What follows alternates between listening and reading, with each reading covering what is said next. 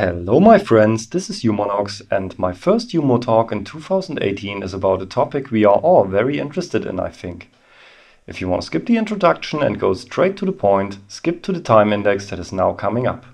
So yeah, the new year has started, Winter NAMM is on the horizon and quite a lot of us are asking ourselves one question. Will Elektron show us something new in a couple of weeks? We somehow expect this to happen, but we are unsure due to the fact that we still have quite a lot to do with this new overbridge release, a new Digitakt OS and a new OS for the rhythm, which will introduce a dedicated machine for bass, which is FM based. Interesting in that respect is the news for this new rhythm OS are not available anymore. The thread, if there even was one, was deleted by the looks of it. So it's uncertain if this OS is also in the making or not.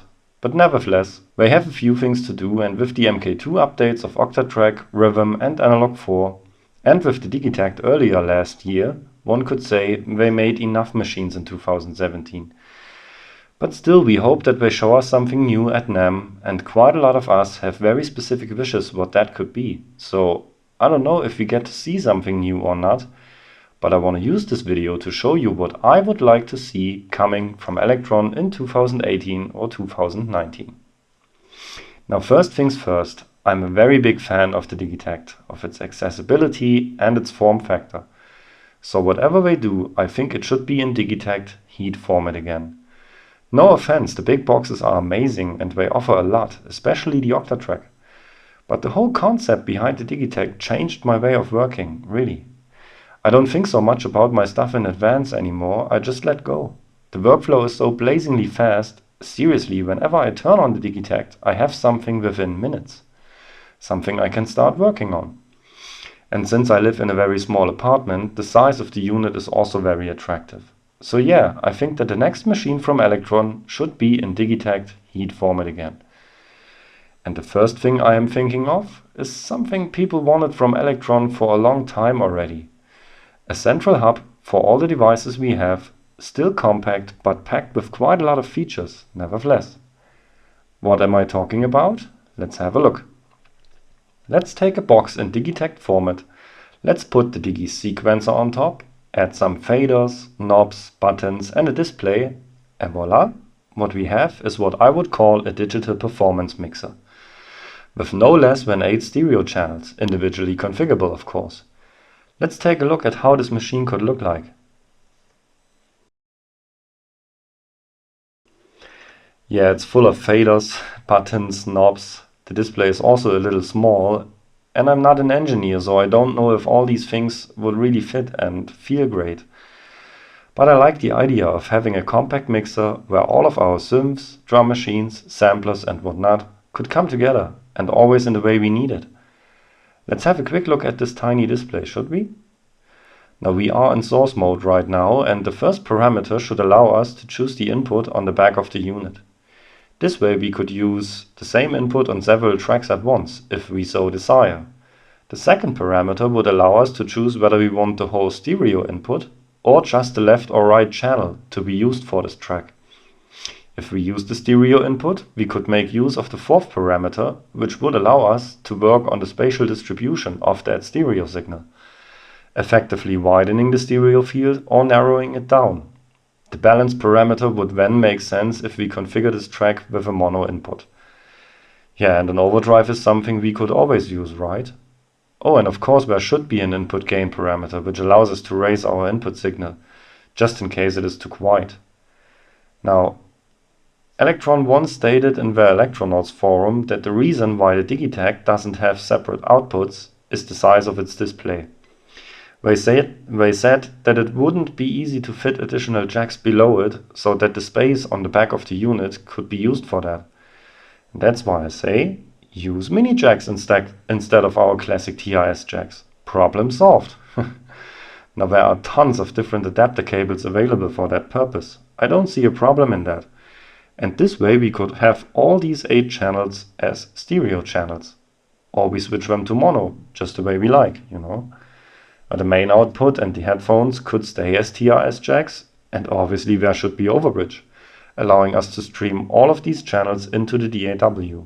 Shouldn't be a problem with USB 3, right?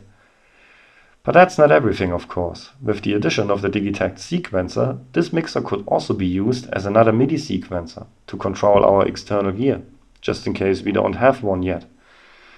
These external machines could then in turn be connected to the appropriate audio channels right here. And each and every channel should have at least 3 customizable effect blocks, along with a filter, which could also be configured as an EQ. And there should be master effects too. Something like a compressor or a master EQ or a limiter, or all of them at the same time, yeah? Now imagine the possibilities with these effects and the parameter locks and the sequencer combined with trick conditions and what have you.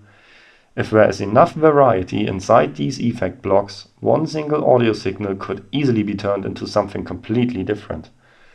Yeah, and for live jamming purposes, you could dial at least one effect block in and out by holding function and turning on the corresponding knobs here. Directly accessible from the front panel, so to say. Yeah, that would be cool, I think. But there's something else that I would also like to see, and I'm yet again not alone with this wish. Lots of us have loved the mono machine back at the time for its sound, but also for its flexibility. Different synth engines with different machine types for each of these engines, combined in any way we could imagine. What if we would put all of this into the Digitect's form factor and add a mod wheel to that? But not just a mod wheel with scenes. Yeah, this alone could be everything we need for a live performance already. So like before, let's first have a look at how this machine could look like.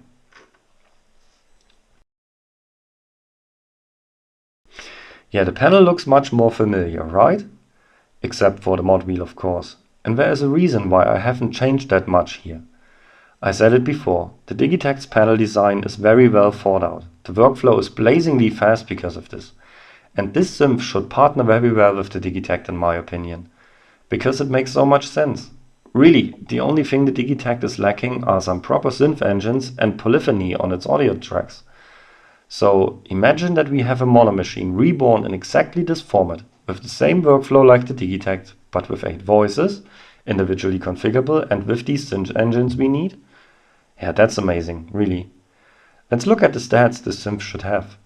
Like I said before, it should have at least 8 voices. 16 voices would be even cooler, of course, but I think that this would increase the price too much. So 8 voices would be cool, and each and every track should easily be playable with up to 4 notes at least, without configuring anything, like we have to do this on the Analog 4, for example. It should just work right out of the box, you know?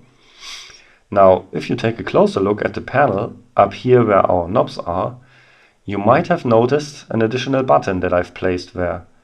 It's called Route, and this stands for routing. Down here in the sequencer you can see that the second row of buttons is labeled FX1 to FX8. And by this I mean, in addition to its 8 synth tracks, this thing should have no less than 8 FX tracks which offer a variety of different effects. Like before with the mixer, but instead of having 3 FX blocks per track, we should now have 8 FX blocks as dedicated FX tracks, so to say. And here's where this routing page comes in. Imagine that we would have flexible routing options for each of these synth tracks. So we could send them to the main outs or the individual outputs, or on a second page we could send them to one or all of these 8 FX tracks. Imagine the possibilities. Combine this with the LFOs and the scene-enabled mod wheel, and this thing could easily turn into one hell of a synthesizer, unlike anything before. Doesn't matter digital or analog, it really doesn't matter. This would be an amazing thing. And with Overbridge you could benefit from these FX tracks as well and send your stuff to all of them. Now this would compensate a little for the lack of some additional physical inputs on the back of the unit. Now, and of course I have no clue if all of this is technically possible. I'm no engineer, but we can dream, can we? So yeah, these are my ideas about new machines that I like to see coming from Elektron. I'm almost sure that these will not see the light of day in exactly the way I designed them, but who knows? Winter NAMM is getting closer, and maybe Elektron surprises us with something that goes into this direction. I'm really excited to see what happens at the end of this month, guys. I'm really excited. Okay, so now it's your turn. What do you say? Do you agree with me? Do you think that I've totally exaggerated with these ideas? Or do you even have something completely different in mind?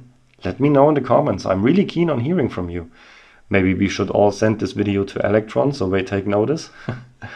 But anyway, I hope you like it. I wish you a great day, my friends, and I see you in my next video. Bye!